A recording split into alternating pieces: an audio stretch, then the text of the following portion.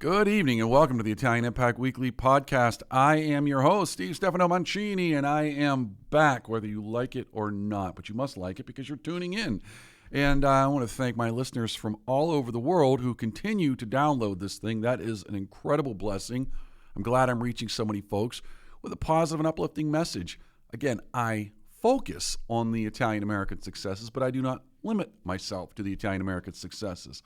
However, what kind of show would it be if I wasn't focused on Italian? And it's called Italian Impact. So if you have any guests you'd like to see on the show, please feel free to email me at questions@ItalianImpactWeekly.com. Again, that's questions@ItalianImpactWeekly.com. All right, I am going to not waste any time. I have a wonderful guest, another musician. Listen to some of his music. He was a recommendation from someone else. Again, this is how I'm finding some of my guests. So I appreciate the recommendations coming in. The interesting thing is this guest is right here from Pittsburgh. Till I was introduced to him, I didn't know that. So again, you never know what's in your backyard. So for this week's guest, I have a wonderful musician, Paul Cosentino. Paul, welcome to the show. Thanks so much for having me. It's an honor to be here. All right, Paul. So as always, I'd be remiss in my duties since you seem to have a last name that ends in a vowel, and I believe it is Italian, and a good name like Paul. Paul, where's your family originally from? In Italy or in the States? Aha, that's the trick question, Paul. You have to tell me both. Okay, so my father was actually born in Calabria, and my mother's For the family record, was a Paul, couple I generations. knew I liked you. I knew I liked you. Well, you may or may not like me more if I tell you that my mother's family, a few generations earlier, came from Sicily. Close So enough. they were neighbors. That's right. Are you Calabrese also? My grandmother's side was all Calabrese, yeah. Gotcha. They all came to New York as many did in those days anyway. My father got out along with his brothers and my grandmother in the nick of time in 1938. Oh, so it was, interesting. Yeah. So it was one of those deals where my grandfather came first. Well, I was going to say, was he a young kid at that both time, your father? Yeah, he was 5. But he Okay. had some older brothers, and it was one of those stories where my grandfather came first and went back and forth numerous times because he could only afford one passage each time. And every time he went back to Italy, about every 4 years, he created another son. And by the time he somehow finagled to get them all out of there, there were 4 boys and his wife. So Now, did he ever figure out how the kids were being created? I'm just kidding. Yeah, right. Well, my father's funny line about that was, my dad went back and forth about every 4 years. So me and all my brothers are exactly 4 years apart, and we better be. That's right. That's absolutely the truth. So the interesting thing is then your father's older brothers probably remembered then what it was like, back in that era under Mussolini. Yes. They told me a lot about it. They didn't remember the Mussolini part quite as much, but they definitely remembered the fact that in Calabria, it was very primitive in those days. Like there was, first of all, the economy was terrible. And people were basically mostly just like subsistence farmers and stuff like that. And there was also, my one uncle would always talk about how there was a lot of superstition and stuff that was still like really, really prevalent in those days. Things like people would say that they would see the ghost of a child who had died, in the woods and stories like that, So how do you know they were being superstitious? Maybe they were being real. Well, yeah. I just had to throw that curveball at you. They might have been. They might have been. I don't know. There's no way of knowing. But he claimed that a lot of that stuff was real. Wow. But it was definitely like a prevalent, I'll tell you, culture. I'll say something. It's going to sound strange, but I believe we're more spiritual in nature, or should be. But I think that modern technology and the instruments of the world detach us from the spirituality that we're meant to be. And I would say that the people that were closer to the land may, I'm not, in other words, I have faith, I believe in God, I believe in all that stuff. So I don't necessarily dispute that, and maybe it was because of their mindset back then. They were more connected to the land. I know this is crazy, and people are listening. Steve, where are you going with this? I will tell you, though, that there's been interesting, work and studies done, and the simple fact is the more that we embed with what I'll call the modern world, the more detached we are from things like faith and our belief system, and it's interesting where society's going. So, just a random thought out there. But let's go back to your family, because you're not removed then you're not really far removed from Italy. No, not at all. Even on the Sicilian side as well, like they were very traditional. So both sides, yeah, for sure. I mean, my dad's side, his parents never learned English, and even my older uncle, his older brothers definitely had his oldest brother especially had a very thick accent.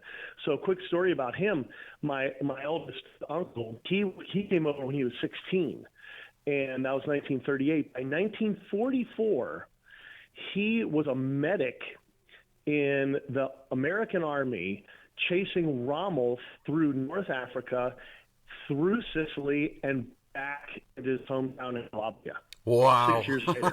Did he visit his family members? Oh yeah. And his funny line about the whole thing was, well, here's the crazy part about the fact that he was a medic. Okay, I don't have any way of 100% rating this, but clearly a kid who came over here at 16 ended up 6 years after he came here. So it would be 1944 roughly, was an American soldier. He was a medic in the Army. And he ended up chasing Rommel with the American Army through North Africa, through Sicily, and back into his hometown in Calabria, and as part of the Battle of Italy.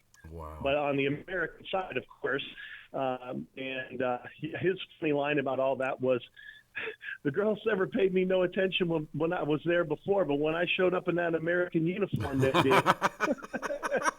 They sure had something to say about that.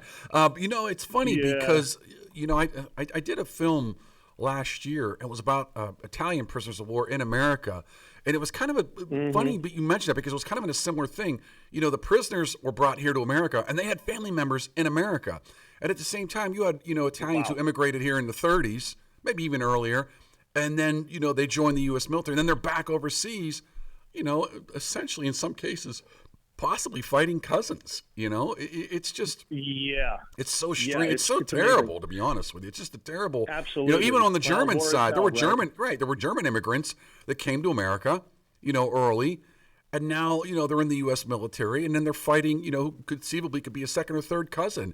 I mean, it was so unnecessary. And the irony was, again, in the film, and I love this line. I know people have listened to the podcast, have heard me say it multiple times. Sorry. But there was a line where one of the gentlemen says, look, we were fighting, against the Americans and the Brits, and then eventually we surrender, and now we're their allies, we're fighting against the Germans. Like, we didn't have an identity. The Italians had no identity during the war because, there was such mass immigration before the war to get out of Italy because of the poverty that you mentioned. And now a war breaks out, and they feel, hey, this is my civic duty. My new country is America. I've got to support America. And then they put that American uniform, and guess where they go? Right back, in some cases, to their homeland. So what a terrible, situation. And by that point, I don't think Mussolini was exactly popular, as we know how things ended up for him. But the other crazy part about that story, and I don't have 100% corroboration on this, but it makes all the sense in the world. Like, my uncle came here when he was 16, and he became a medic in the Army. He clearly did not have any medical training whatsoever. My uncle's job was, he was a tailor. He was a tailor? That's right. Okay. So he could sew. You understand what I'm saying? Like, right, that's right. Why they so made him sew a up the wounds. No, it makes perfect sense. Exactly. No, it makes perfect sense. And they did it on the battlefield back then. There was no time because,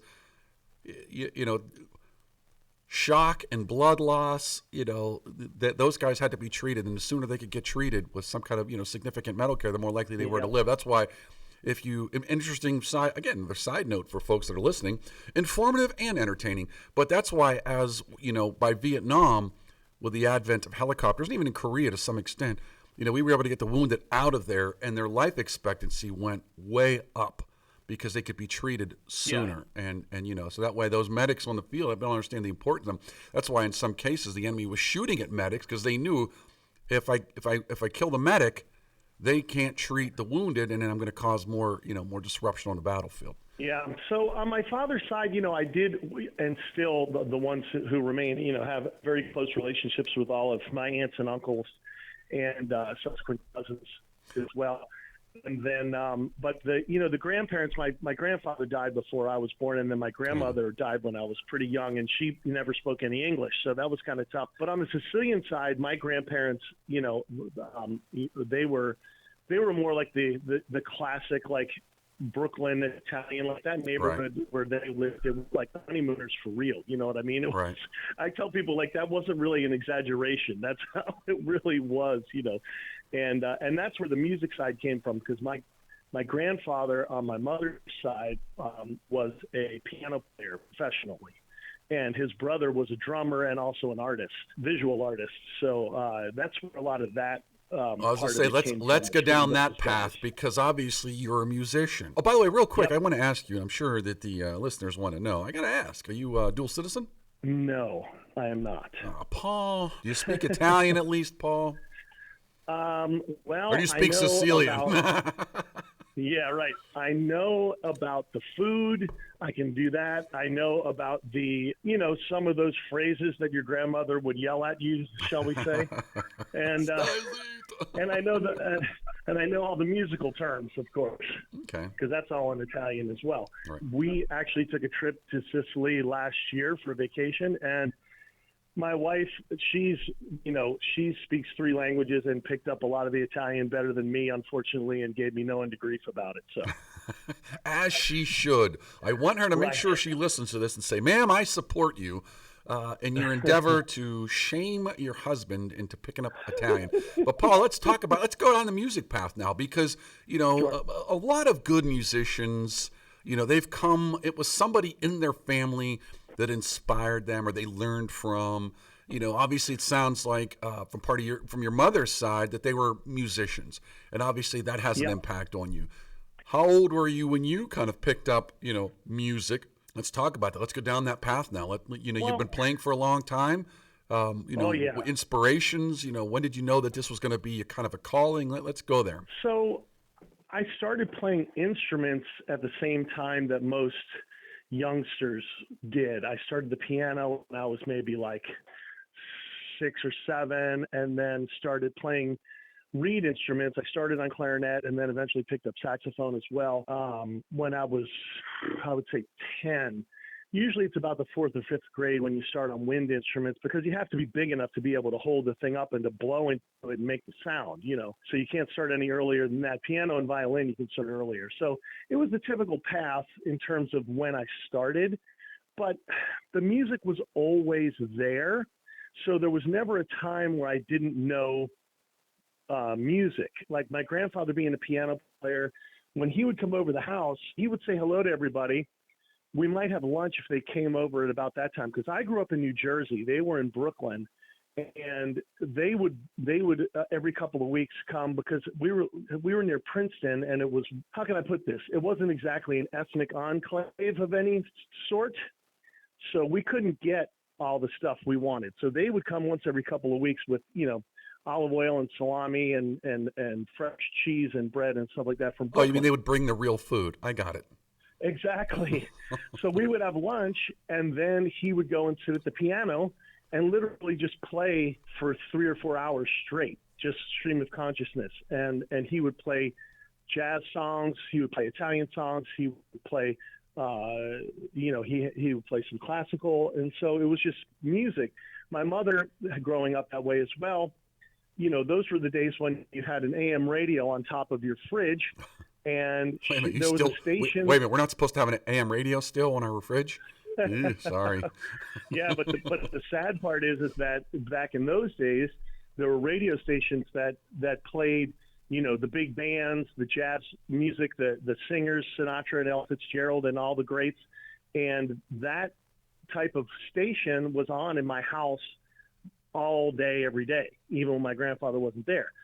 So the music was always there, and I always loved it because it was part of when Grandpa came over and we'd have parties, and our family holidays. Like Christmas was, Feast of the Seven Fishes and sing along. Right. That's how my family was. So Mine was scream along. Well, we had some of that too. But by the time, I started playing music, a couple of my cousins started playing, and I have brothers that started to play. It became sing along and jam session, Okay. because everyone was learning, the early, simple jazz tunes and the earlier jazz styles and stuff. And we all would just play together. That was like what part of our holiday, as much as the food was. So bottom line is it's in your blood. I mean, it's in your blood from day 100%. one, and you've been playing it from day one. Now, you've obviously played with different bands along the way, but currently you're with the Boilermakers. Let's talk about them. When they form, how they get started, and where. I mean, I've heard some of the music you have it on the website, and how do people find you? And I guess the biggest thing is, what drives you? Is it just raw passion? Well, first of all, it's BoilermakerJazzBand.com, all one word besides the .com. And I'll put you that can in the find my music description there, for photos. folks. And by the way, I always thank tell you. people when a guest gives me a website, I put it in the description. So folks, you can just go down there and Yeah. click on that, please. And I always encourage people to go listen and follow. So people probably don't know that Sicilians were part of jazz in the earliest days when it was first forming at the turn of the previous century in New Orleans, because that was actually the first place of mass migration of Sicilians was into the South and specifically New Orleans. And they were living in the same neighborhoods as Black people and as Jewish people. And those were like the three basically the three biggest groups that started the art form that became later known as jazz. The African Americans, the freed slaves were the first and foremost most important contributors, but Sicilians, and then especially later on, if you think of so many great composers, most of them were Jewish. So those were the three groups that really made the art form kind of what it became and what it is. So again, even like my cultural background, not just me, was there from the beginning. But I had little bands in high school that played, and we played. People paid us to play at their parties and stuff. And then when I went to college, I moved to Pittsburgh. I went to Carnegie Mellon and played in a bunch of the groups. And then someone wanted a more traditional, like kind of old time jazz band for a party, for a retirement for a professor. And one of the jazz teachers at the school knew that I knew that music. So he said, "Hey, can you put a group together to play for this party?" And I did. And everyone just absolutely loved it. And that became my first Boilermakers band. And it was a bunch of me and friends from CMU. And little by little, we started to get jobs around town, and it got more and more popular. And before I knew it, I was making a living playing with that band and traveling all over the world, literally. I mean, I've taken the band to Korea, Sweden, Germany, coast to coast, everywhere in Canada. Like, we've been all over the place. The interesting thing, 2 points that you made that a lot of people do not understand, or it's just not being taught, was the mass migration of Southern Italians to the South to replace the slaves in the fields. That's why there was a labor shortage. Right. That's why they were migrating there, and that's why they were living together, and that's why a lot of people, it's kind of a joke, but it's not a joke. But Italians weren't considered white because of that. The darker skin, darker hair, dark eyes from the southern Italy, from Italy. So they go there to replace this. And Sicily had been conquered so many times, and they had also been conquered by North African people. Correct. So they're not blonde hair, blue eyes, but right. No, they do have that. We do have some of that DNA in us. Right. That's absolutely Greeks, Turks, Normans, everything. The Moors from North Africa, which probably more Arabic, I would say, than anything. But to your point, you had the Moors, you had everything around the Mediterranean has gone through Sicily. And then you have everything, coming from the Spanish, the Vikings. Everybody's been, the Greeks, the Romans obviously were there forever, So I don't say this in a bad way. I just say this it is way. It's a mishmash of cultures. And when they went, when we were researching a lot of that stuff, because that's a lot of what you see when you go there, is you'll see a Greek temple next to a Roman theater, next to a Norman church, Right. next to a Baroque, church. And it's fascinating. And that's everywhere in Sicily. But we did read that specifically Sicilian DNA is the most diverse in the world, even to now. I wouldn't be surprised. And the irony is I've never made it to Sicily. I've been to Italy a million times. I've never been down to Sicily. But everything I see just looks so beautiful. And, it's a shame because, it's stereotyped. The mob, the mafia, the all come from Sicily, Sicilian, all that stuff. But there's so much more to Sicily. And I think a lot of people, got to understand the history. But they came here, 100 plus years ago to replace that labor. They were not treated well. They were lynched. People forget that one of the largest mass lynchings in the U.S. history was actually, they were, I'll quote, Italians. Because keep in mind, Italian didn't unify until I think it was 1860s. So when these people are coming over here, Italy wasn't Italy that long. So they were still seeing each other as I'm Calabrese or I'm a Sicilian, I'm this or that, Right. So, and that lynching took place literally right in the city of New Orleans. That's right. I mean, right in the city. So it wasn't like it was in some far-flung, small town in the middle of the sticks. Area or right. Something. Right, exactly. No, it was in the city. And actually, I can tell you from having been there, and I heard this before I went, but even more so in earlier days, but I will tell you it's even true now, that Sicilians only consider themselves Italian because that's their government. Correct. They do not consider themselves to be Italians by heritage. Right. That's right. They're Sicilian.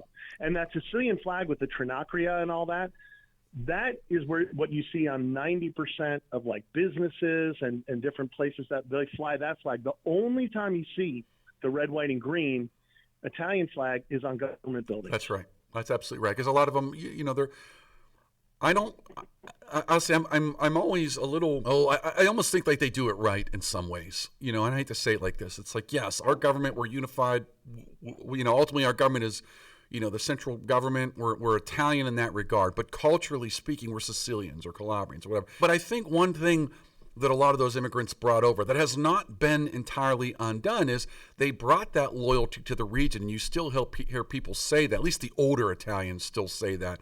Yep. They don't necessarily say I'm Italian, they say I'm from Calabria, I'm from Abruzzo. They don't say I'm from Italy. Mm-hmm. The younger ones, you ask them, hey, where are your family from? Italy. Okay, where in Italy? That's like saying I'm from America. Okay, got it. But where? Because there is a difference. Right. Even America's in a similar predicament. If you're from Texas, it's very different than being from, to your point, say a Louisiana or Mississippi. It's very different from being from Georgia, which is very different from being from the New England area, which is very different from, being out in Hawaii. So even America has that diversity. It's such a large country.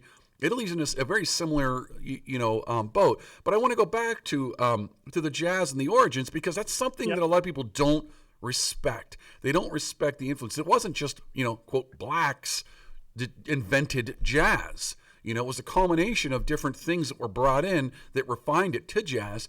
And interestingly enough, jazz is one of those genres, and tell me if I'm wrong, that I'm not saying it hasn't changed much. It's changed, but it hasn't changed significantly. You could still recognize jazz, now, way it would have been played, 100 years ago.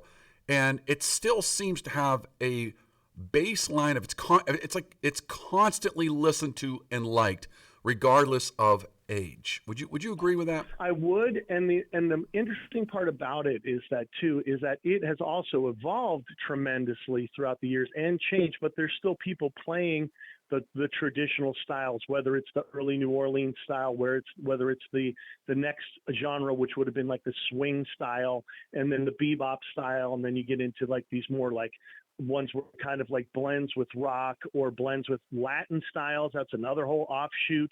But the beautiful part about it is it's multicultural. It's definitely multi-generational. And one of the things that makes it, to me, the most interesting music is it's improvisational. It's based on song forms, but it's improvisation. And that means you might have an 82-year-old African American person playing with a 50-year-old Sicilian person playing with a 20-year-old Jewish person, and you have to, in the improvisational part, you have to get along. You're having a musical conversation, and you don't want to step on somebody's toes, but yet you want to have your creativity at the same time. And that's what makes it super challenging, but also makes it so beautiful, is that can actually happen. And I play in groups like that where there's multi-generations, multi-ethnic backgrounds, even today. And that's what, to me, makes it such interesting music. And the songs are all coming from those different backgrounds as well. And that could have only happened in the United States at the time that it did. And that's also why jazz is our artistic gift to the world. Well, I'll tell you, it's funny you say that, because music was definitely one of the first things that started breaking down barriers, between cultures. And when I say culture, I don't just mean black and white. I mean cultures, because there is this, belief that, all white people are this, all black people are this. Well, it kind of depends where you're from, right? A Sicilian, now they might say, oh yeah, they're white. Okay, well, you ask a Sicilian, I think they say, no, I'm Sicilian. And if you ask, a Jewish person who immigrated from Eastern Europe, 140 years ago, and then they end up down in, New Orleans, and they have a passion for music, and all of a sudden they hear these sounds and they come up with their own style. It's going to be based on where they came from. So you have a mixing of more than just black, white, blah blah blah. It's the diversity of cultures, even when they quote the ethnic groups, that I think music in general has done a good job of, and I think it's why music is just it's constantly evolving, because people are constantly bringing something new from their experiences. I do think, though, personally, absolutely. Well, and I kind of want your thoughts, because I know you play jazz, but personally, I do think that music has become I would say mainstream music has become very stale. It's a very, cookie cutter. It's solely about revenue. I'll just say it like that. But you're playing in a jazz band. You're not expecting to write a $100 million, bestseller, platinum on the wall. It's a passion. And I'm not saying other musicians don't have that passion that are not in jazz. I wish I would, but I don't think that's happening. Right. Right. That's what makes the music more sincere. It comes from the heart. I've made a living doing it, for many years. Since I'm going on 40 years doing it for, as my sole income. So for that, will be eternally grateful, but it's a lot of hard work. It's not like I can just sit back and collect royalties from a hit song. But to get to your point, I think there's two reasons why I think the music, for me, of popular culture, even since I can listen to pop songs from when I was young, like from the 70s and 80s, and think okay, that's a good song. Even though it's not jazz, it's a song, okay? People are playing instruments. There's chord progressions. There's lyrics, right? The issue now, we're going to go all the way back to the beginning of our conversation about technology, is that so much of what they're calling music is electronically generated, whether it's electronic beats, electronic sounds, even voices that are what they call auto-tune. They're changing the voice so that it hits perfect pitches, so you don't have that nuance of pitch anymore. And the songs just don't have the, I sound like an old man, but they just don't have the depth, And then the other issue besides all that is, and this also goes into why all that's happening, is because it's become incredibly corporatized. And that's the only way you can have basically a big hit record, is if, these gigantic corporations deem you worthy of it. And there's also very, very much fewer record labels, radio, internet radio, okay, but it's spread so thin. Back in the day, there were hundreds of independent record labels. So you go to a record store and find something. There were all these, once again, like free AM radio stations where the DJs played the songs they wanted to play, not something that was generated by a computer from some giant corporation. You see what I'm saying? That's what's causing this homogenization of music now. Well, that's funny you say that, and I'll tell you, because I'll tell you two things on that. One, against my better judgment, I have satellite radio. That's why. What's the problem with that? The problem with that is it is the same songs over and over and over again. And to the point where I can't even listen to certain bands. And I'm talking, these were my favorite bands at one point. I'm like, man, I'm sick of hearing that song because they keep playing it over and over and over again. And two, you nailed it. It's not personal anymore. It's strictly corporate. And you know what? I'll add something else. I've said this before, and I'll say it again. If you ever look at the bands from the 70s, and I don't mean this like to be too, completely disrespectful, but a lot of those bands they weren't attractive physically. Like the big bands, you're like, right. Man, that dude looks like crap. But damn, they could play. And I think there's a point where everything switched over. And I would point to the 80s where I feel like it switched from, can you really play, to do you have the look? Don't worry, we'll give you the music, we'll do everything. You just have the look. And now I think that is completely what it's about. There is a lot of talent out there, but you're never going to know it.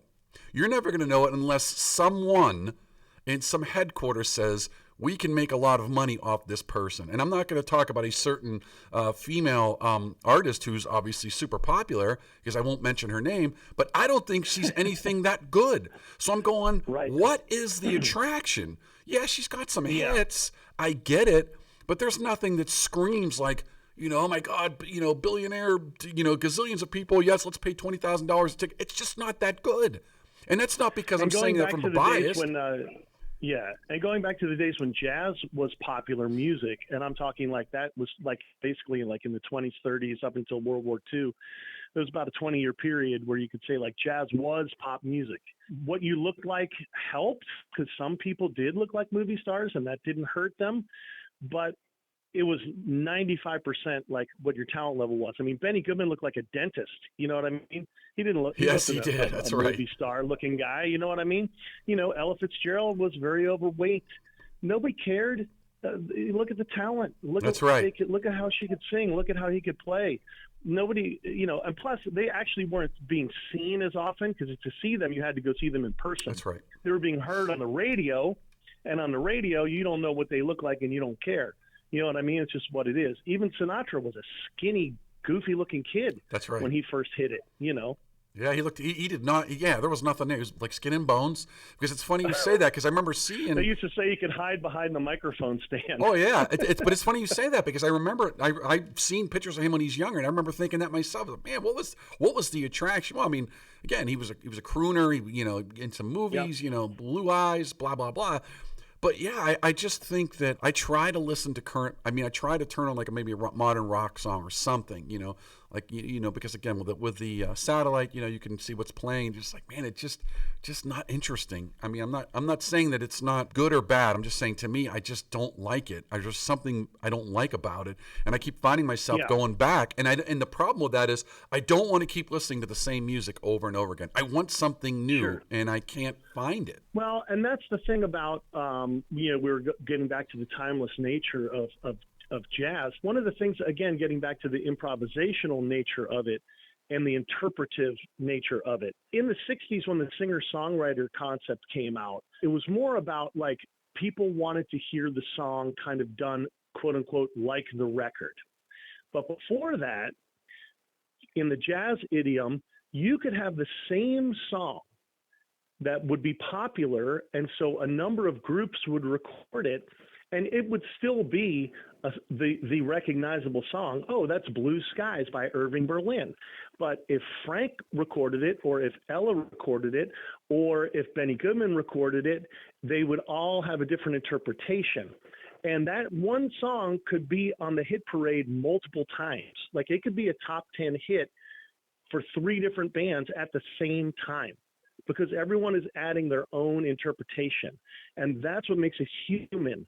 That's what makes it music, because you could debate like, oh, I like Frank's version better than Ella's, or I like Ella's version better than Benny's. You know what I mean? Well, it's funny you say that, because I'll go back to my satellite radio when I'm on long road trips and I'm listening to, a station, and you'll hear a song that, like, a lot of times, like you said, in the 60s and 70s especially, where you'll hear a song and then you'll hear somebody else did it, and somebody did it in 70 and somebody did it in 71, and I said, man, it couldn't even been off the charts yet, and this person's doing the same song. But I remember consciously thinking that multiple times on multiple songs, how I said it was so close. There's no way that could have been off the charts for the first person that did it, and yet somebody comes along and does their version of it. So that was a lot more common, just because, like you said, people put their own spin on it. And it wasn't so much, I don't think it was so much like, like I don't have anything. I think it was, oh, I like that song. I want to do that, and I think that probably drove a lot of people. But well, and also in those days, the composers, with a few exceptions, like Duke Ellington was the biggest exception. He was a composer and a musician and band leader. But most of the composers were not band leaders. They were just composers. So you had guys like Gershwin and Irving Berlin and all these people. They could play the piano because that's how they wrote the songs. But they didn't lead a band. So they were just publishing these songs, and anyone could get the rights to record them. And that was how they made their money. So it was sort of a completely different concept in a way. It wasn't like bands writing their own music. Duke Ellington was one of the few who wrote music for his band to record, and he also was band leader. Right. Well, like I said, and that's what, to me, I know this is going to come off rough, but to me that is kind of the bigger test of a musician is, can you write your own music? You don't have to write a top 40 song, but can you write your own music and it can be played? Because, I'll give you kind of one final thought. There's a lot of people that, and there's nothing wrong with this, they'll get really good at playing someone else's music. To me, that is a testament of your ability to play the instrument. But I think the other half that a lot of musicians don't, either they're unwilling or unable, is to write an original score. Again, you don't have to, but I think that's kind of the ultimate test. Because you mentioned Duke Ellington. That's what I think separated them.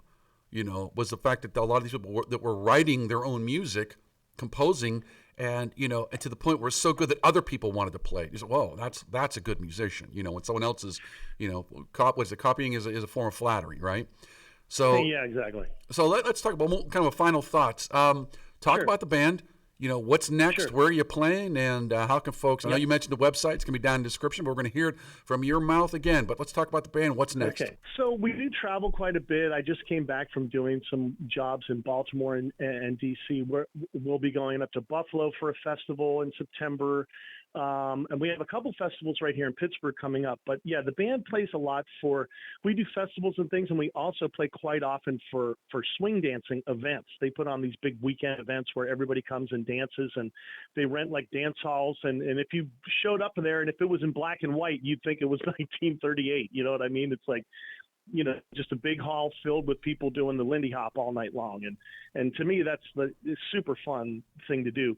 But if you don't know how to dance, you can always come and listen to the music. But that means you have to play all night. Oh, absolutely. Yeah. I don't know what point you get tired, sometimes we play till 4:00 in the morning. I'm not joking. These dancers are crazy. Like they have a lot of these festivals will have 2 or 3 bands in an evening, right? And each band will play for about 3 hours, and the last band will play from 1 to 4 a.m. Oof. So it's a wild thing. But they keep you going because their energy, they need our music to do their art, which is the dance. So we have to keep them hopping, and they keep us hopping. So it's good. I have a couple things in Pittsburgh coming up that people should know about. Well, first of all, I play every Thursday at a place called Golden Age Beer Company in Homestead. It's like a microbrew kind of place, but they have really good wood-fired pizza, and it's no cover. I have a quartet there every Thursday night from 6 to 9. In the summer, we're outside in the beer garden. It's beautiful. But at that location, we are also doing, my band is kind of the host, but we have 6 bands from around the Pittsburgh area. On Labor Day weekend, the 28th to the 31st, we're having multiple bands per day, and we're having a real community jazz festival with all the best Pittsburgh bands, and that's called Golden Age Jazz Fest.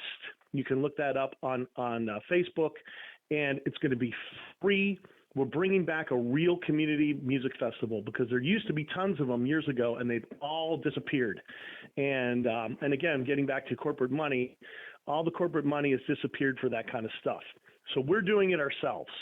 and we hope you will come. That's Labor Day weekend at Golden Age Beer in Homestead, Golden Age Jazz Fest. And then in November in Pittsburgh, we have what's called Pit Stop Lindy Hop, which is our local swing dancing weekend. And again, there's going to be 5 or 6 bands dancing day and night, a bunch of different venues. So again, just look up Pit Stop Lindy Hop. I'm going to be involved with it. I'm going to be leading my Boilermaker group, which is a 6-piece band. And I will also have a 15-piece big band on the Saturday night for that, which is something not to be missed because I have all the great arrangements from Goodman, Shaw, Ellington, Basie, all the guys. And we're going to be playing all that repertoire. Yeah. That's fantastic. You know, it's funny because I had no idea that all these things were going on. Now you know. That's right. No, Paul, I appreciate you very much. Appreciate your time. Great conversation. And I'm definitely going to come out and visit you. So, you know, this is wonderful. And by the way, I want to mention something, though, that you talked about, the corporate sponsorship. I still think grassroots is the best way to go. You know why? Because you're not beholden to anyone. No one can tell you how to do it. You know what? I'll do it myself. And I'll do it the way I want to do it. And I'll own it. You know, we'll find if the community wants it, they'll support you. If they don't support you, they don't want it, move on. But I always say to the community, if you don't support it, don't complain when it's gone. 100%. And that was our idea for doing it was, you know, I remember when there were these community festivals all over Pittsburgh. Every neighborhood had a music festival for free in the street. And I was talking to somebody about it, and he was a younger guy that didn't even have any memory of that stuff. And he said, well, why don't we just do our own? And I said, no, you're nuts. But guess what? We're making it happen. That's fantastic. Paul, I want to thank you again for joining me. Folks, go down in the description. You got a link to the website, the Boilermakers Jazz Band. I'm going to try and get out there and catch a few shows. Actually, I didn't know you guys were playing you said every Thursday, correct? Yes. All right. Yeah, I'm going to definitely make one of those trips, especially once you said pizza. You had me at hello. Actually, you had me at pizza. But Paul, again, I want to thank you very much for taking time out of your schedule. I know you're busy. I just heard it from your own lips. So a lot going on. Paul, thank you again very much. And I can't wait to come see you guys. And folks, I hope you get out there and support. Again, you have an artist here in Pittsburgh playing live music, good music, and I want folks to get out there and no excuses.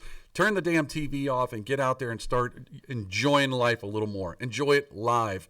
So, folks, we're going to be right back after these messages. Do not go away. I have a very special guest coming in after these messages. Paul, thank you very much, and we'll talk soon. Thanks for having me. Appreciate it. Thanks, buddy. Ciao, Chrissy. Your Italian got so much better. Brava. Grazie. It's because I learned the best way possible. How so? Well, I learned that with apps, grammar books, and even YouTube videos, I could only get so far. I had to immerse myself. I noticed I did best when I was in Italy visiting family. That's where my level really soared. And wow, did it work? Thanks. I became much more confident, fast. That's why I created Footsteps Through Time. It's an Italian language experience. You don't just take Italian classes, you immerse yourself in a real Italian village. With lots of fun activities and excursions, it's life-changing. I see. So, no more boring grammar, impersonal apps, just real conversations, real culture, and delicious food, of course. Exactly. I'm so excited about this. Learn Italian by actually becoming part of the local community for a week and living it. So if you've been dreaming of Italy and the language, check out Footsteps Through Time in Italy.com. Book now and join the experience. Andiamo! Thanks to Greater Pittsburgh Travel. For any of your travel needs, let Tom and the team at Greater Pittsburgh Travel know, and they'll take care of you. For more information, call 412-331-2244 or visit their website at www.greaterpittsburghtravel.com. Did your parents or grandparents ever talk about the Vietnam War? The Hardest Year, a love story and letters during the Vietnam War, is an accurate portrayal of what life was like during the 1960s, a time of the draft, equal rights, and the anti-war movement. Follow newlyweds through their letters as they navigate 1 year of the war an ocean apart. The Hardest Year by Carol and William Wagner is available now wherever books are sold. And we want to thank the Calabria Club of Pittsburgh. If you're interested in learning more, you can find their contact information on Facebook at Calabria Club of Pittsburgh. Again, thanks Domenica and the team at the Calabria Club of Pittsburgh for your support. And we want to thank La Scuola d'Italia Galileo Galilei, the only nonprofit school in Pittsburgh endorsed by the Italian Consulate. If you're interested in learning Italian or have your children being immersed in the Italian culture and language, be sure to give them a call at 412-404-7070. And that's La Scuola d'Italia Galileo Galilei. We'd also like to thank Chris Gonzalez from the Knights of Columbus. If you have any questions about joining the Knights of Columbus, reach out to Chris Gonzalez at 412-605-9074. Hello, Bucko fans. This is Steve Stefano Mancini, international award-winning filmmaker and host of the award-winning Italian Impact podcast. Join us in celebrating the Italian community on August 23rd as the Pirates take on the Colorado Rockies. This special offer includes an exclusive Pirates co-branded Italian hat and loaded value, good to use on concessions and merchandise on the day of the game. Also, a portion of each ticket will be donated to a local Italian charity. So come experience a unique blend of sports, culture, and community during Italian Heritage Night at PNC Park. Grazie, ci vediamo. All right, welcome back. And as I promised, I have a special guest. Let's see. Hey, before we tell them their name, remember that show back in the 60s? You'd say, guess who this person is? They'd say the voice. So, how are you, mystery guest? I'm doing great, and it's always good to be back. That's right, folks. That's Claudio Reilsono. Claudio, hey, I appreciate you coming in, man. Thank you for having me. I miss being here, miss seeing you. And, it was a lot of fun, and I'm sure we're gonna have more fun in the future. We are. In fact, Claudio and I were talking that we're gonna get Claudio back more often. That's for sure. But I tell you one thing. Next to me, and I still think I might be one of the busiest people in the world. If you're not number two, you're damn close to number two. But I definitely wanted to say one thing for the folks that missed it. I know actually there's some listeners here, especially the local folks that actually were at the Hall of Fame. But I want to give a shout out to the Italian American Sports Hall of Fame. And the Pittsburgh chapter had their annual banquet last week. Last Tuesday. Yeah. And I actually went to that, and I felt bad. I was out of the country last year.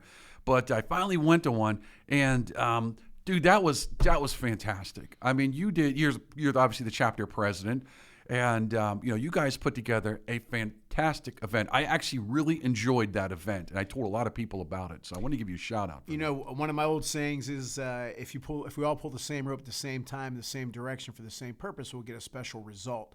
And there's a lot of people on the board that do that. And Mark Mackey, John Gaetano, Donna Sanft, a bunch of people. But the one guy, Rick DiCarlo, who was the MC, but the one guy who drives the bus without question is Tony Ferraro, who's also affiliated with the Chicago Italian Hall of Fame, which is the main branch. Yeah, I heard the names. I didn't know. I knew some of them. I introduced you to Tony. Right. Yeah. But it's a great. I don't even remember what I had for breakfast tell today. Me about it. But we've given away over $850,000 of scholarships in all these years, and every dollar helps these kids. But it's a great organization. It's a lot of fun. It's a lot of work. And we start, it was last week, and we're going to start here pretty soon to prepare for next year. I was going to say, that something like that was a big event. And I'll tell you why. There's a couple of things. One is you're getting your guest list together. And some of these people, they're busy. You got to get them on their schedule early. But at the same time, you're giving awards out. And it's like, well, who's going to get the awards? Sometimes you got to be nominated. You got to elect them. You got to vote. So there's a process to this. It isn't like people just show up and say, hey, congratulations, you're going to get the annual award. This is like months and months and months of planning for this. I want to talk about before we kind of jump ahead and see how you've been doing and some other stuff you got going on. I do want to talk about something you'd mentioned, the scholarships. Mm-hmm. There are a lot of groups out there that do stuff. This one, was it founded for that purpose, or was that just something that kind of picked up later on? Dan Marino Sr. started this years ago in '86. Matter of fact, when I think it was Paul Long from Channel 4, they made a little bit of a blurb about it. And I'll never forget, my dad said, boy, and my mom, wouldn't it be nice if you had the type of career someday that you could be honored by them? Well, I did get Italian Coach of the Year, and I'm president now for 3 years. I'm not in yet, but that's another story. That's right. I still needed to work on that. Damn it. That's on my to-do list. No, actually, I remember I was talking to you about that. I don't remember what I had for breakfast. You wouldn't remember these things a year out. It was to help kids, go to college and ease that burden of money, and also honor a lot of people that have worked very hard, not just in the sports world, but as you saw, we have a union winner. We have business person. People who have really had major impact in the community, in business, in the union world, labor world. And then of course, we are Italians. We got to recognize. We got to recognize all that. Yeah. And then again for the Hall of Fame. Now the Hall of Fame this year was Tommy Yankello, the sports guy. Excuse me. Every time I come here, I'm telling you, Joe's probably chuckling right now. Hey Joe. But anyway, we've had through the years, Mario Andretti, Vinny Pazienza, Bruno Sammartino, Franco Harris, Chip Ganassi, Boom Boom Mancini. I can go on and on. And then and I need to say thank you. You introduced me to my childhood idol, yeah, Ray he's Boom Boom Mancini. Yeah. You know what? I don't say this like in a shocked way, but I was really surprised how nice he is. Oh, I never heard a bad thing about the guy. No, but when I actually met him, I'm like, wow, this guy really is nice. He's a great guy. And I felt odd asking for a photo, by the way.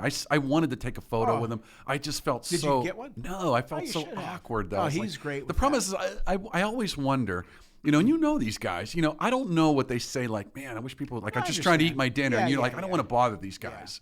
But no, he's a good guy. You owe me to get him in the studio, please. We're gonna have him on. Yeah, please.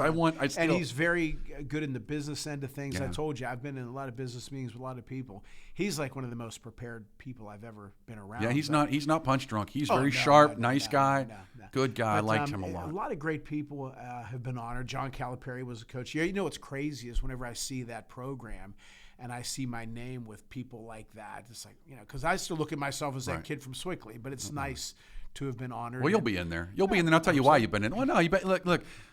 Ultimately, a lot of these awards come down to, there are people that do it as a job, and there are people that do it for passion, and it just happens to be their job. And I say this sincerely. I think you do it as a passion because one thing I've noticed about you is you always go back to your family. Like they have instilled something in you, clearly something good at a very young age, and you have taken that good thing and you've lived it. And that passion isn't just, quote, sports. Mm-hmm. It's the passion of something, and yours just happens to be sports. But I just get the sense that it's people like you that end up in places like that because you give your life to it. I appreciate that. Well, for me, like I always said, if you ever see a turtle on top of a fence post, he didn't get there alone. Really? I've never heard that one before, Claudio. And I always give my parents. God bless you. You do. I love the turtle in me. You used it, I think, somewhere along the line. But my parents, and now my wife and daughter, but I've been fortunate enough to win a few awards, but I don't go up there and say, well, I remember when I did this, I did that. I just thank those who have been a part of everything. But nobody can make it on their own. No. I mean, even the best athletes in the world had a trainer, had somebody. Now, you have to have that drive, and I think no one can give you, quote, drive. There are people like me. I'll be honest. I didn't grow up with anybody going, man, you can do it. Go get him. I didn't have that at all. That was something I picked up later in life where I was like, you know what? If I'm going to get this done, I got to do it myself. And so you just kind of learn to just, no excuses. I will say this, though. That was something I did learn when I got my commission. When I was in the Air Force. And I remember that was one of the first things they absolutely did teach us was your answer to anything was no excuse. There's no excuse. Even if it's your fault, there's no excuse. Hey, I'm driving drunk and I crashed into a telephone pole. No excuse. It's my fault. Or I'm just driving down the road and a rock falls from the sky. No excuse. It's my fault. And I think that drive, people can encourage it and feed it, but you've got to have it. But outside of that, nobody can teach you. Like I know, let's talk about, I see the shirt. You work with a lot of athletes. Yes, Reilsono baseball. But you do. You work with a lot of young athletes. You teach them, but they have to come to you and want to learn. Yeah. And I think that's what you bring. Kind of talking about that. You've got a lot of things going on right now. What do you think? Putting aside the fact that some of this is, hey, I got to do my job. There's a passion here. What's motivating you? Like, what are the things now that you're going, man? That's just something I want to keep doing. As far as just job, work, and life, yeah. Oh. Well, I mean, obviously, I've been in baseball now for 42 years, and the coaching and the scouting. I'm still at CMU, finishing up my 20th year there. 24 years in professional baseball. You don't want to do that. I love doing shows. I'm trying to do more speaking. Everybody's a speaker, so that's a hard. Well, you're polished though. Yeah, but I want to do more speaking to high schools, especially. I'll do businesses as well. I'll speak at a morgue if they pay me, But I mean, I want to have an audience of one, guaranteed. Which is fine. But I have to check clears. But I really want to have impact on people, and with my story and how I got from point A to point B and in between. So all those things. I'm working on a Sean Stellato who's going to be a guest. He's been a guest on our show. He's the NFL agent. Let's get him back though. Yeah, let's definitely get him back. They're doing a day in a life of an agent, and they're following him. And it's going to be on the NESN network, which is also here in Pittsburgh. New England, New England Sports Right, Network. but they have the channel here in Pittsburgh. Yep. So I'm working on that with him. And then still coaching, scouting, still with the landscape business, doing a lot of camps this year, a lot of lessons this year, which I've always done, but more so this year. Working on an entrepreneurial program, chapters on my show that I'd like to expand that. Wait, we got to do it. That's ClaudioReilsono.com, ClaudioReilsono.com. Even if you spell it wrong, somehow you get it. But, There's only one. There's only one. But like we had Chris Corciani on the show, and one of the quotes he had was, "What sets your business apart from someone else?" So that's one of my chapters. Fran Tarkenton, "Wake Up with a Sense of Desperation." That's one of my chapters. So being a professional, that's one of my chapters. Some of them are 20 minutes long, some are 10 minutes long, but it's something that I would like to do more of, the entrepreneurial part of it. So I'm doing that. What else am I doing? All those things, So I'm always So not much. No. But you know what though? I always want to keep accomplishing things. Right. I always want. Well, obviously, you have to make a buck. But I enjoy doing all these things. I could never just do one thing. I always like to have different funnels of income because you don't know what's going to happen with this one. You know what? I'll tell you what, you taught me that, for real. I've actually used that phrase, funnels of income, to other people, and I say, if this goes away, at least you have this. Yeah. That's been huge because I think a lot of people they put too much reliance on a job. And I'm not saying, you need to go out and get 3 or 4 jobs, but, worst case scenario, what is your plan B? And I think a lot of people don't have a plan B because they just assume plan A is never going to stop.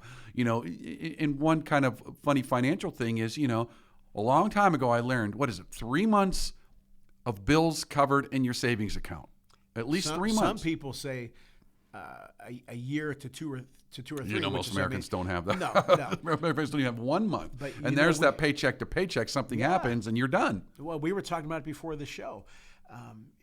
It's important to me to provide for my family. I don't need anything. I don't want to go anywhere.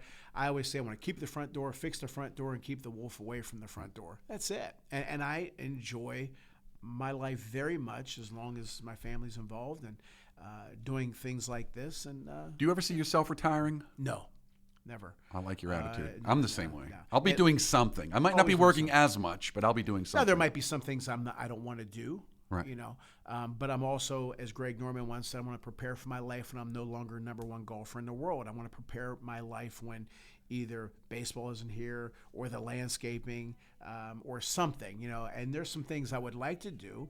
If you ask me what I would like to do, and I have that 7-year number, I'm 60 now, I'd like to do more speaking and I've been lucky with the sponsorship for the shows, but even more. And, we all want more sponsorships. Always want more sponsorships. If you're interested in sponsoring the show, that's questions at ItalianImpactWeekly.com. That's questions at ItalianImpactWeekly.com. Well, when we had Mario Andretti on, now he obviously did great in his race car career, obviously.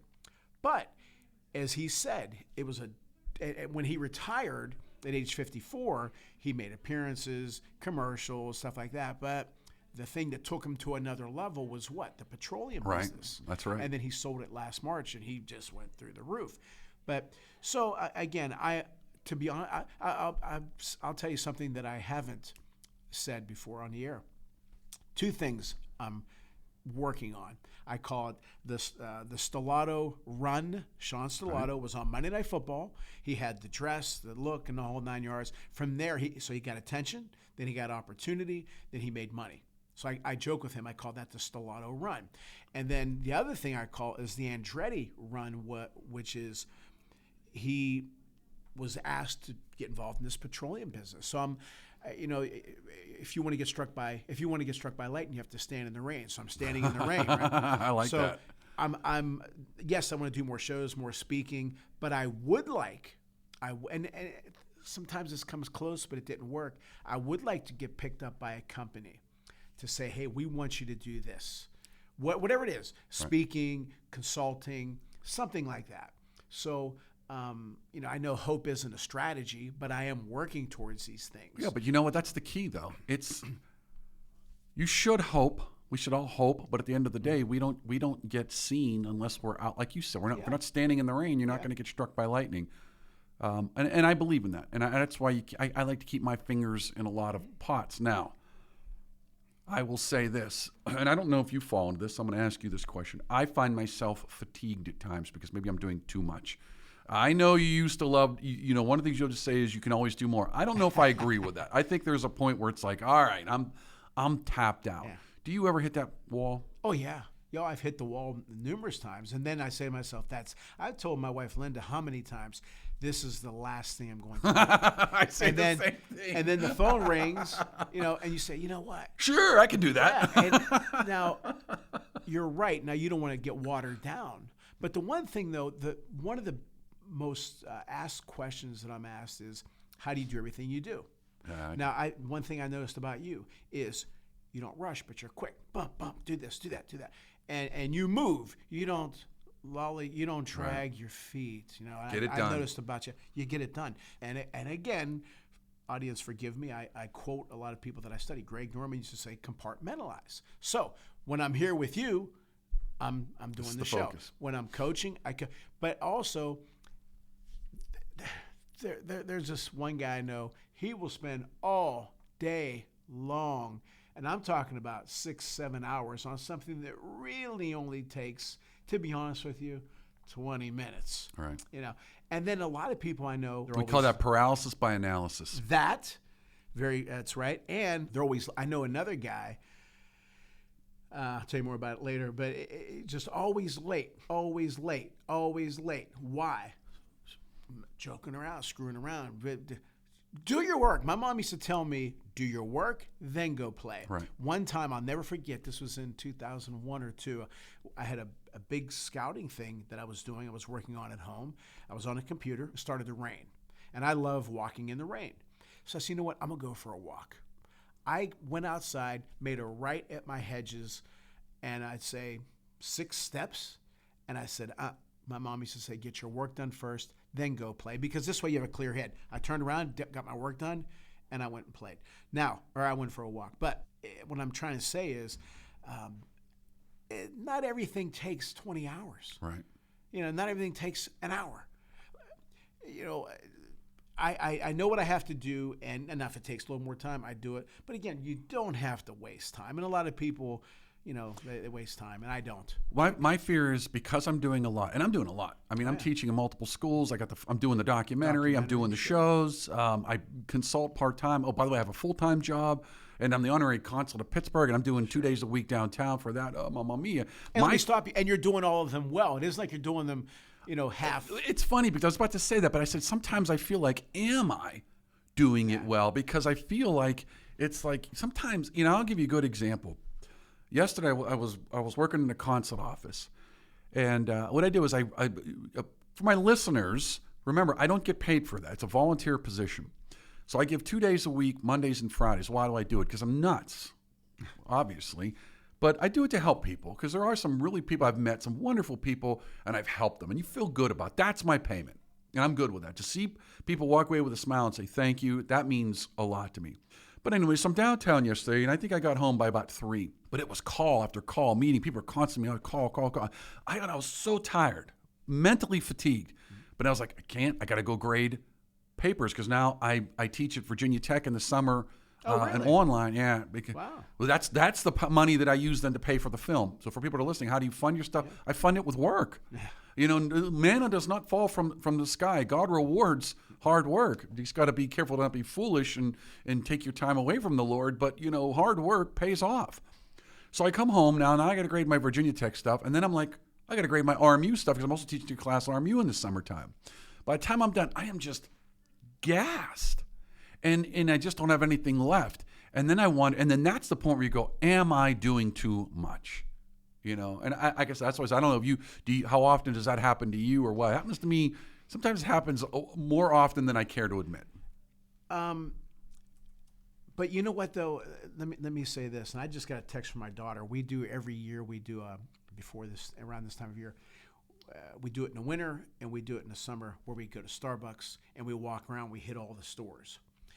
And I was going to do some work after this. Okay, which I already did some things. I'll show you my checklist of things I have to do. But you know what? I'm going to spend some time with my daughter as well. And what I was going to do today, I'll do tomorrow.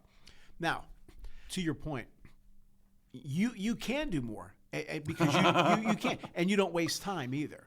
Now, the one thing too, forgive me for jumping around. You said you don't get paid for this, you don't get paid for that. But by you being a consultant, by you being this, by you being that, there's a lot of people who do shows. A lot of people. Right. Let me stop there. Let me start over again. There's a lot of people who coach college baseball. How many coach college and scout professionally? How many coach college, scout professionally, and own a few businesses? How many do that and speak? How many do that and, I'm involved in the golf business? My point is, like when I speak, they don't say, or you. They'll say, there's Steve. He works at this particular school. No, he does a show, had a documentary. You put more flowers in the garden to separate yourself from others. That's right. So you might not get paid directly, okay, for this, but it looks good. Oh, you know what I'm trying to say? Right. And so I do 5, 6 shows. I get paid for 3 of them, I think. But the other people, they don't have to know that I'm not good. But it looks good. Right. It looks, for the lack of a better term, a little shine on you, a little sexy. It makes you stand out. So, but I think you and I've been there where the phones weren't ringing, and you worry. And so I said, I'm never going to complain again. And so it's good that you're wanted. And the other thing too is, we're in our 60s, and that's good that we're still. I'm in my 50s. Oh, really? I thought you were. No, oh my God, not yet, buddy. Oh, I'm older than you. Yes, you are, Claudio. Okay, well, but still, we're wanted. But I'm still in my 50s. But notice I said in my 50s. I refuse to say what number. Oh, that's all right. I'll be 61 in October. But it's good because, a lot of people are forgotten. Right. And I want to keep being relevant. I want to keep my name out there. And I'm just adding more. And you know what? Again, I just want to accomplish as much. Gene Simmons from KISS one time said, you're born, you start to grow, you find something that you want to do, a passion, a dream, you set it, you go after it, you accomplish it, you make some money, try to have impact, and you die. But I just want to keep at it. And or like Jim Valvano once said, I want my dance card full. Because some people, I don't know how they do it. I mean, but again, to each their own. Right. Some people like squid. Some people don't. I don't. But I mean, some people like to do what you and I do. Some people don't. I know some people who do not have that entrepreneurial switch in them, which is fine. They want that. They want to be told what to. And there's nothing wrong with that. They want the 9 to 5, which is terrific. There's nothing wrong with that at all. But again, I just wonder if they're really fully living, though. But maybe for them they are. Right. Yeah. I feel like we all do have a gift. I mean, the good book says we're all given a gift, and I think we have to. I think the sooner we find out what our gift is and live taking advantage of that gift, I think then you feel more fulfilled in life. But again, some people may feel fulfilled with a 9 to 5 just doing that, and there's nothing wrong with that at all. But for you and I, we're like doers. To go after it. Yeah. Man, we're doers. And that's just how it is. Claudio, that's how we're wired, I should say. You got to come. You're not. Are we done already? You're coming. Yeah, man. Wow. I know. That's why I'm like, holy cow. That was quick. We can talk some more, buddy. Oh, you're the boss. You're the boss. But no, listen. First of all, I do want to thank you for coming in. I do appreciate that, and you're going to come back because we got a couple. We're still going to get some of the guests. You and I have been promising some guests, and I'm calling in the friend favor for Elise Ray, and then Sean Stellato. We want to show Sean Stellato. And we've had some nice names. We have Vince Ferragamo. Yeah. We have Mario Andretti. We've had some great guests on the show. I'm trying to think. Jerry Cooney. The funny thing is, I'll throw something at you though, and I don't say this to be mean. I talk to some people. I say, we had Mario Andretti, and of course, it's all about how old are they. Who? Jeez, Mario Andretti. Who? Ugh. So, these kids, it's frustrated because I think it's our generation. We know who they are. But when we were that age, we knew who the older guys were. Right. Me and my friends talk about it all the time. When I was 10, 12, I knew who Bronco Nagurski was. I knew who Bobby Lane was. I knew who Bob Cousy was. I know the names, but I'm telling you, I couldn't remember specifics. But you know what? But to your point, at least I know the names. The funny thing is I tell you what. Let me ask you. I tell you what. We're not done yet. I'm going to ask you a good question. And this is interesting because those names. I'm not saying that there was a loyalty to the athlete back then that I think because over the last few decades, the way sports in general has completely commercialized. These guys always wanted to get paid. Even 80 years ago, they wanted to get paid. I don't blame. We don't want to act like athletes never wanted to get paid. They were just getting the crap beat out of them because they just wanted to do the right thing. No, that was a job and they wanted to get paid. They just didn't get paid then what they got paid. Especially in the last few decades, and especially more recently with the advent of gambling, because gambling is really pouring the money in. And then now you've got the college athletes that can now make money off their name. So, but let me ask you a question. Do you think the days of the passionate fan base, to hold an athlete in esteem like they would have done 50, 60 years ago, do you think those days are gone? Yeah. And it's not necessarily the fans' fault. Okay. There has to be a give and take. You have to like the player for more than just the uniform. Right. Because they're not going to be there very long. Right. Especially if they're a decent Pirates. Yeah. Well, and this is no offense to anybody, so I don't mean to knock anybody, but there's some athletes, and you can just listen and watch. But there's no, like I just quoted some play. I quoted Fran Tarkenton. I quoted, you quoted Marino. And these guys gave you more than just, it's cool. You guys want to tell us about that. I just want to get paid. Well, I just want to get paid. I'm going to sit out. Yeah, you're right. They don't say that, but everything's cool. Yeah. Give me more. Like when you said, Claudio, how you doing? Good. Okay. Right. Can they have you nothing give me more. A little bit more. Right. Okay. So you don't know who these people are. Me personally, the reason why I've liked X amount of athletes, yes, I'm in the sports world, but they had to bring more to it than just how good throwing a ball, hitting a ball, catching a ball. How were they with their parents? Mancini, obviously I was attracted to him because he was Italian, but then the other thing that got me was what? He wanted to win the title for his dad. This is back when I started hearing him in the 70s, right? And then, I was attracted to that because I wanted to do things for my parents. And so when I hear an athlete, there has to be an attraction. There are certain Italian coaches or players that I wasn't attracted to because there wasn't a connection. Yeah, does that make sense? Right. Or you didn't find yourself being like them, which is nothing wrong with that. I'm just saying, different tastes. But sports is different now. And people say, well, the money. Yeah, well, back when our dads maybe were making 20-some thousand a year, there were some athletes making 150. And now, it's not like today where you're making, some basketball player I think was like $62 million a year. And somebody's making $80,000. The gap is much wider. Look at Cleveland was with Deshaun Watson. They guaranteed him like $200 million.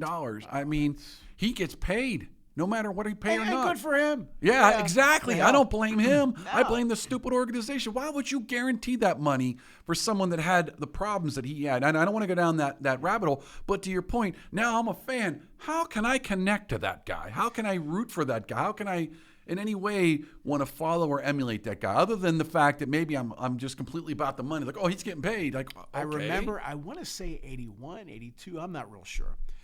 I can tell you where I was in Swickley when the news was Magic Johnson signed something like a 13-year, $13 million contract. Everybody said, what? Nobody got mad. You know why? Magic was good. They won. He worked his tail off, and he was a good guy. Nobody cared. Larry Bird, Michael Jordan. Did you hear anybody ever saying that those three guys were overpaid? Or Tom Brady? Right. But it's funny you say that. Nobody complained. That's nobody right. Complained about that. But you didn't mention Tom Brady. You just mentioned Deshaun Watson. Okay, because he didn't do anything. Exactly. But and again, I don't. Way to go! I'm happy for Cleveland to screw the pooch on that one. I don't. Sorry, my Cleveland listeners. It's front offices are bad. Exactly. That's another story.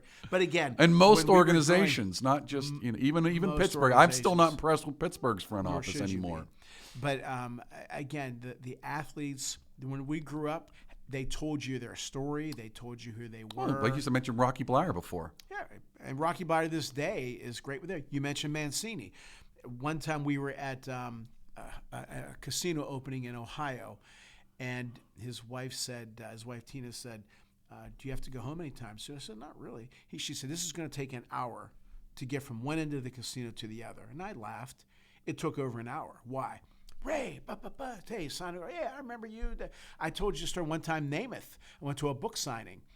Long story short, they said all he can do is sign his name. That's it. That's it. Mr. Namath, he grabbed the mic. He said, Joe. He said, all you can do is you're going to give it to me. We're going to present it to Joe. Joe's going to present, and that's it. No pictures, no handshaking, because there's a ton of people here. We have to get going. The first person, I saw it. I heard it. The first person said, Mr. Namath, it's such an honor to meet you. He says, my name's Joe, and thank you for coming. Then he looks at me. He had a Monaca sweatshirt on. Monaca. I remember back in 1960, we had a game against him. He was unbelievably great with everyone. And he took his time. Right. And I won't go into the story of what he was with me, but it was a very special story that day with me and him. And I told him, I said, I'm sure you heard of this is in 2007, so what was I don't know, 40-something, whatever. I said, you've heard of the term floating out of the room? You made me float out of here. And he said, oh, I appreciate that. He was signing books. Somebody came down from an escalator. Joe, thank you for the memories. He stopped signing. He says, no, thank you. And this is Joe Namath. Right. I don't see them doing that. Now, the quarterback, Josh Allen from Buffalo, that kid is special. Not just as a player, but as a person. What does it take to just scribble in that? He takes time with people, takes a picture. Nice kid. And I'm rooting for him because of that. Well, I'd like to see him actually win a Super Bowl. I mean, what was it? It wasn't Jim Kelly, was it?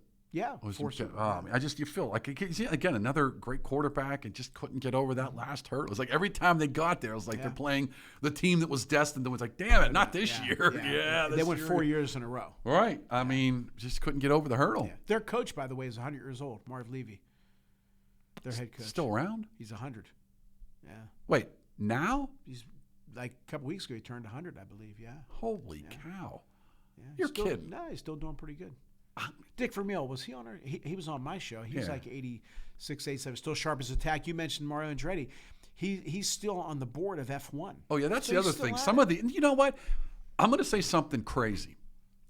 I think because I've gone into a lot of senior homes and to visit people, and you walk by people and they're like just out of it, and I wonder, if part of that isn't because you just essentially stop living. Exactly.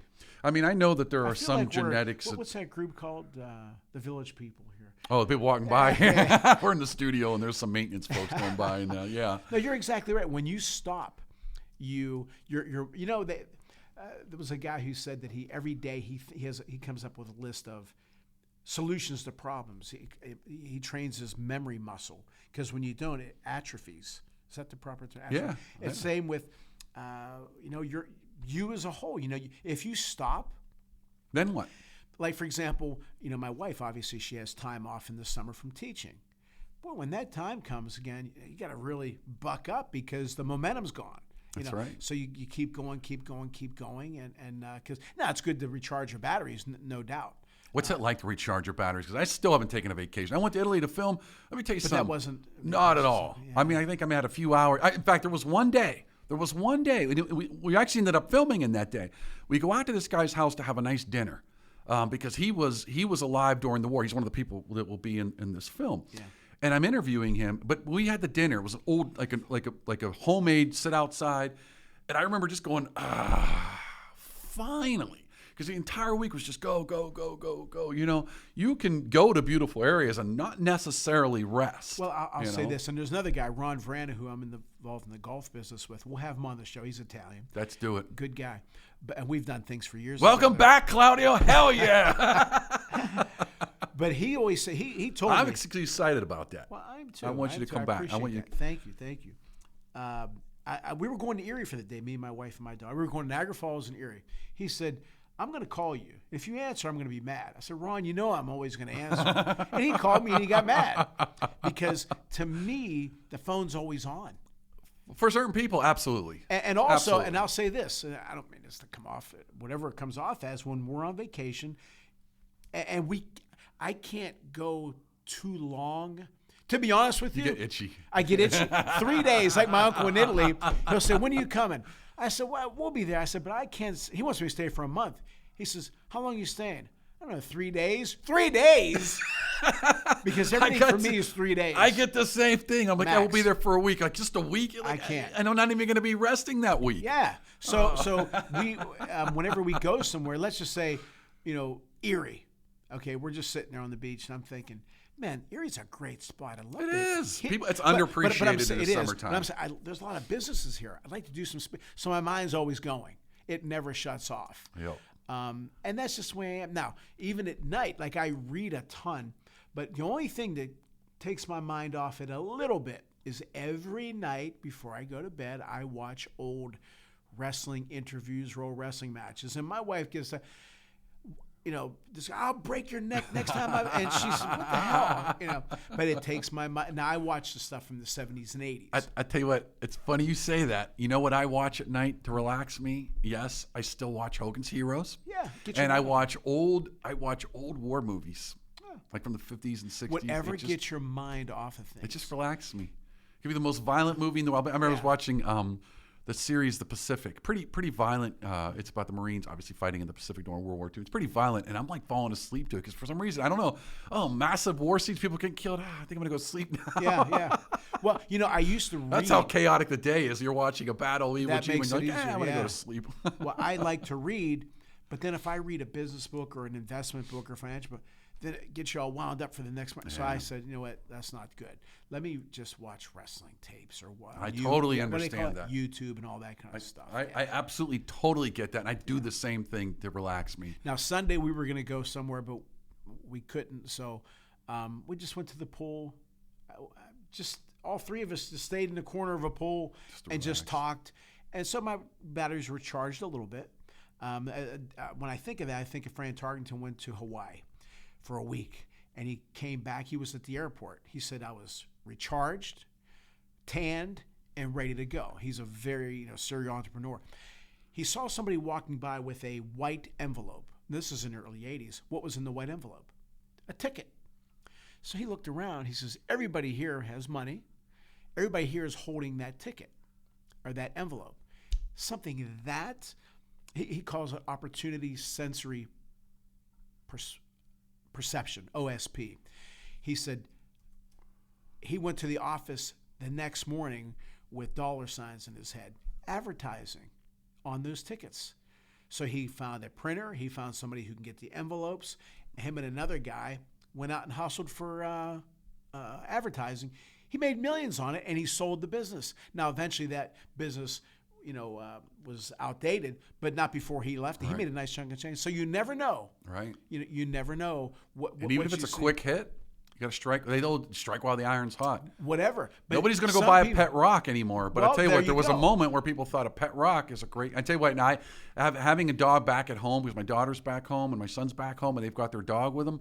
Yeah, I think I'd rather have a pet rock. Doesn't crap in my yard. But you never know when something's going to pop up. Right. Or again, when you and I first met, who thought it would lead to this? Right. Or the first time you met your wife, or the first time I met wine. You don't know what's going to happen. That's right. Or the first time I met Sean Stellato in Chicago at the Italian Hall of Fame. We met, and now here we may make some money together. You just don't know. Mm-hmm. So again, opportunity, sensory perception. You're always on the lookout. And that's the way it is. And you know what? It makes life exciting. It makes it fun instead of just, right. And again, Joan Rivers' manager is the one, I think his name is Larry Thompson. He said, if you want to get struck by lightning, you have to stand in the rain. But there was a great documentary on her, and she showed her calendar. This is a great month. No, this is a bad month. It was pretty much empty. She flipped it. This is a great month. Packed, And that's just, that's kind of the way I go about it. Like I said, I have a checklist here, and I'll show you. I have an appointment book. He's frantically reaching through his pockets, and there it is. I have a. Oh, you got old book, school. Obviously. Nice. I have about 18 things. Nice. I usually get around. That's what this is. I have an electronic version of that now. Well, my kid bought me this. This is great because I can't remember all this. Well, I have an appointment book at home on my desk, and I'll write some things on my phone and this. So I'm never late. That's fantastic. But it's good to be wanted because again, I remember when the phones weren't ringing, and I remember one time I was at a furniture store, and I got a phone call when I first got my phone. I said, man. unless you're like your first customer. Right. And so I'm just trying to keep it going because I don't take for granted. I always Well, joke, that's right. there's another good-looking Italian kid out there who wants my position, and I ain't giving it up. That's right. A kind of a final thought, but we are easily forgotten. Oh yeah. So you have to keep 2001. I was going to the Major League Baseball Winter Meetings in Boston. Who do I see walking down the airport? Bo Jackson. Nobody knew who the hell he was. I said, "Are you kidding me?" Nobody was, pounding him for autographs, which people do forget you. Like you just said a little bit ago, you can't get any bigger than Mario Andretti. He is racing. That's right. But Or yet, Dan Marino, Right. one of arguably the greatest quarterback of all time. I'll tell my players, Dan Marino was actually born and raised 2 blocks from here. Who? Dan Marino. went to kidding high me? school right over there. Yeah, exactly. Are you being serious? No, the sad part is they are, because you know what, and you know what, I don't. And in a day and age when you and I had to go to the index cards, encyclopedia, you make a good point there, because it's now right with here. technology, there's no excuse. Everything's at your fingertips. or these football games, the Madden and all, they have the old time. You Right. think they would know, but they don't. No, Claudio, thanks for coming back, fun. man. But we're going to be back doing this sooner rather than later. So let me know. We got a couple of guests lined up that we're gonna interview, and I'm actually really excited about that. But folks, once again, to my listeners all over the world, this show is making it, buddy, and you and I can take credit for that together, because you and I met a few years back on a different show that I was doing. Like you said, you never know what leads to what. It was just this kind of, I don't want to call it a comedy of errors, but just all these weird things happen. And the next thing you know, we're doing a show and we did it for over a year. Yep. Now you're back. He's not back full time. He's busy, but he's going to be back more often, at least more often. And, it's wonderful. We'll see what happens. And I always appreciate you. And the title of my book, Lead from the Heart Up, not the Neck Up. You always speak from the heart up, and I appreciate that. I appreciate you. And Claudio and I are actually cut from the same cloth. Believe it or not, we are. I believe that. I honestly believe that. Yeah. And I appreciate you, brother. Thank you. Folks, again, from all over the world, grazie mille, for tuning in Italian, but I keep forgetting. I tell you what, that's the other thing. When I go to the consulate and I got to speak Italian, English, by the end of the day, my head's killing me, and then I'm blasting between both languages, and I'm getting them both wrong at that point. So I want to thank my listeners all over the world, especially the folks that tune in on a regular basis. And for whatever reason, to my listeners, and I, Claudia, haven't figured this out, but there's a bunch of people in Singapore that are tuning in, and people from Brazil and Australia. But I don't care where you're from. I appreciate you tuning in. Have a wonderful and blessed week, and we will see you in about a week. Take care, everyone. Bye-bye.